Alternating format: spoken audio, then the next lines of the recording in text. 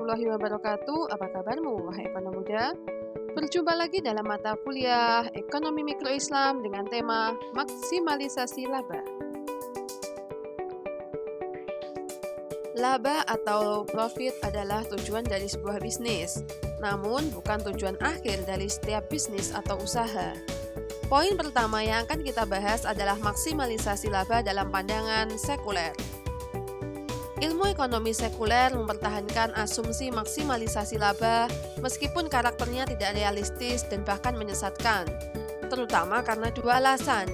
Yang pertama yaitu pada teori harga, merupakan inti teori dari ilmu ekonomi, tidak dapat berdiri tegak setelah asumsi maksimalisasi tersebut dihapuskan.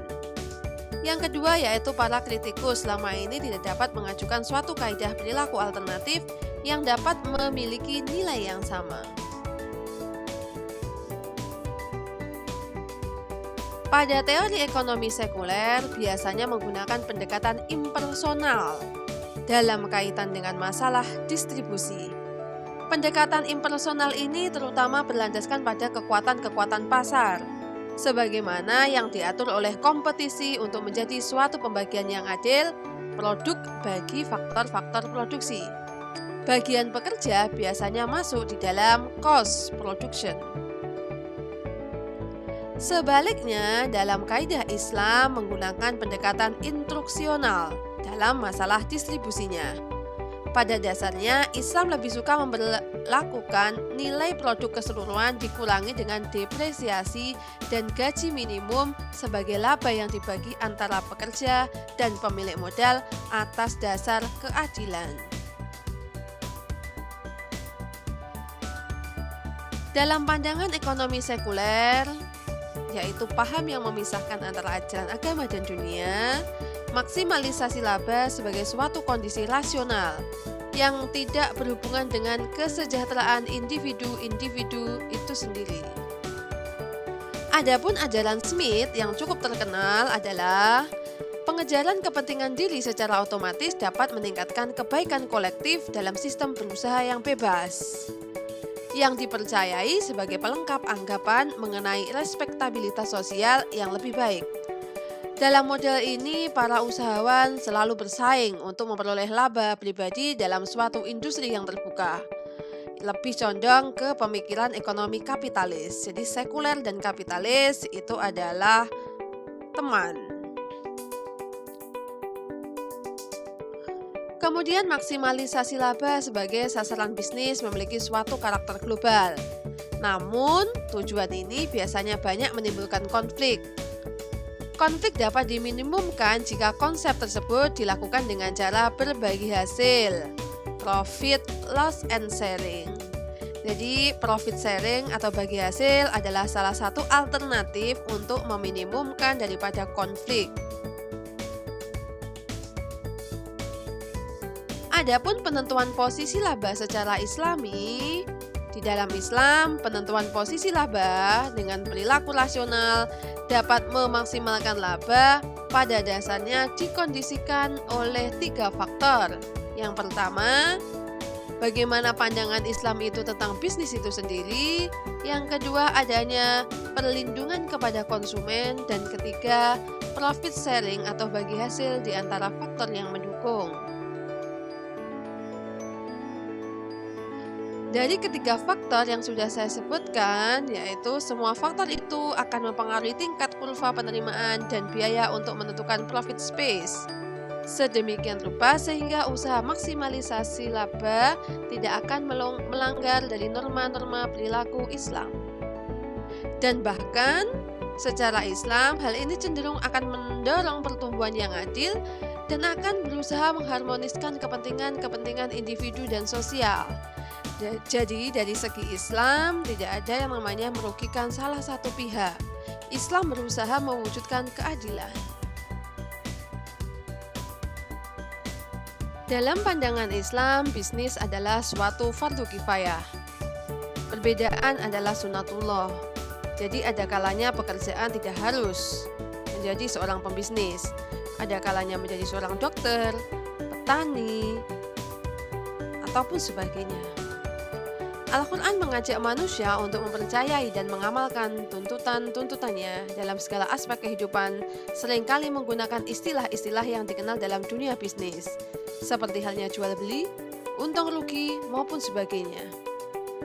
Adapun prinsip dasar hidup yang ditekankan Al-Quran adalah kerja dan kerja keras. Seperti dalam surat An-Najm ayat 39. Dan bahwasanya seorang manusia tiada yang akan memperoleh kecuali selain apa yang diusahakannya sendiri.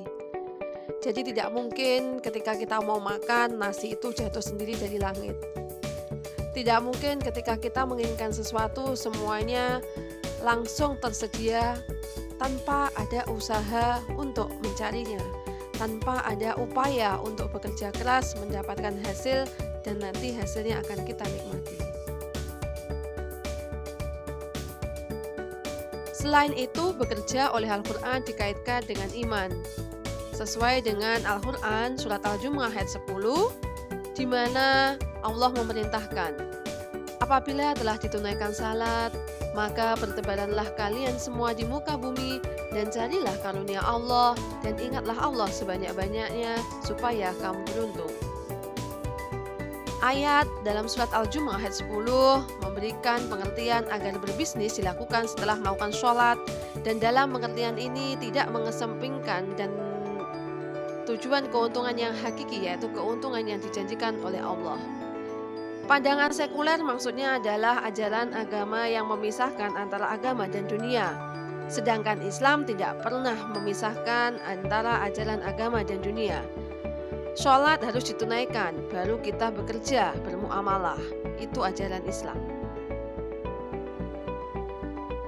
Atas dasar hal ini, maka pandangan orang yang bekerja dan berbisnis harus melampaui masa kini dan masa depan yang dekat. Dengan demikian, visi masa depan dalam berbisnis merupakan etika pertama dan utama yang digariskan Al-Quran. Sehingga para pelaku-pelakunya tidak sekedar mengejar profit atau keuntungan sementara yang akan segera habis, melainkan selalu berorientasi masa depan, fid dunya wal akhirah. Dalam konteks perusahaan atau entitas, bisnis dirumuskan sebagai memaksimumkan keuntungan perusahaan dan meminimumkan cost atau biaya perusahaan. Akibatnya, upaya-upaya meraih keuntungan dilakukan dengan cara apapun, walaupun cara yang digunakan mengakibatkan kerugian pihak lain. Tetapi bila menguntungkan bagi para pelaku bisnis atau perusahaannya, maka dianggap sebagai pilihan bisnis. Dari berbagai sarana perolehan nafkah dan kekayaan, Islam menempatkan bisnis di antara yang paling mulia. Namun di sisi lain, bisnis ditempatkan sebagai kewajiban sosial individu. Para ahli hukum Islam mengklasifikasikan bisnis sebagai suatu fardu kifayah. Dalam bisnis Islam berupaya untuk menemukan nilai ibadah yang berdampak pada perwujudan konsep rahmatan lil alamin untuk mendapatkan ridho Allah. Oleh karena itu, sasaran profit, satisfaction atau ridho on customer harus dibingkai oleh ridho Allah. Konsep ini akhirnya diformulasikan sebagai berikut. G sama dengan F dalam kurung PS kurung tutup R, di mana G adalah pertumbuhan bisnis Islam yang didasarkan pada perolehan profit, satisfaction, kemudian dikalikan dengan ridho. Perlindungan konsumen. Konsumen adalah orang yang akan mengkonsumsi dari produk yang dihasilkan dari suatu bisnis. Adanya konsumen akan membantu para pengusaha untuk terus berkarya menghasilkan suatu produk. Untuk melindungi konsumen dari tindakan eksploitasi, syariah Islam memberikan sejumlah kewajiban bagi penjual sehubungan dengan takaran, kualitas, harga, dan informasi. Tidak boleh bagi penjual itu mengurangi dari takaran atau timbangan, atau menjual produk dengan kualitas yang buruk, menjual dengan harga yang tinggi atau lebih rendah dari harga pasar, sehingga akan merugikan penjual lain. Bagi seorang penjual, dia harus memberikan informasi yang sebenar-benarnya atas produk yang ia jual. Perlindungan konsumen merupakan suatu tindakan yang berhubungan atas berbagai kemungkinan terhadap penyalahgunaan kelemahan yang dimiliki oleh konsumen yang dapat terjadi ketika: pertama, sebelum transaksi jual beli berlangsung berupa iklan atau promosi kadangkala tidak benar. Kedua, ketika transaksi sedang berlangsung kadang dengan cara tipu muslihat. Ketiga, ketika transaksi telah berlangsung di mana pelaku usaha tidak tahu menahu dengan kerugian yang ditanggung oleh konsumen. Perlindungan konsumen yang berhubungan dengan tindakan pra-transaksi meliputi perlindungan dari pemalsuan dan informasi tidak benar, perlindungan terhadap hak pilih dan nilai tukar tidak wajar, perlindungan terhadap keamanan produk dan lingkungan sehat, perlindungan dari pemakaian alat ukur tidak tepat, hak mendapat advokasi dan penyelesaian sengketa, perlindungan dari penyalahgunaan suatu keadaan, hak mendapatkan ganti rugi akibat negatif produk. Maksimalisasi laba dan efek sosialnya. Perusahaan Islami beroperasi dengan menggunakan mekanisme bagi hasil, maka akan terjadi pembagian hasil maupun resiko. Penghapusan mekanisme bunga dalam organisasi kerangka Islam akan melakukan penyebaran risiko atas investasi keseluruhan secara adil. Implikasi dari Islamisasi adalah bisa memungkinkan perusahaan itu dapat memiliki: pertama, lebih banyak laba untuk risiko yang sama, atau laba yang sama untuk risiko yang berbeda. Bisnis tidak semata-mata masalah meraih keuntungan. Jika kita berbisnis dengan niat yang lurus, dengan cara yang baik dan benar, maka keuntungan kita tidak hanya sekedar uang, akan tetapi juga berupa amal kebaikan. Terima kasih telah menyimak materi terkait maksimalisasi laba. Semoga memberikan manfaat bagi kita semuanya. Sampai jumpa pada materi selanjutnya. Wassalamualaikum warahmatullahi wabarakatuh.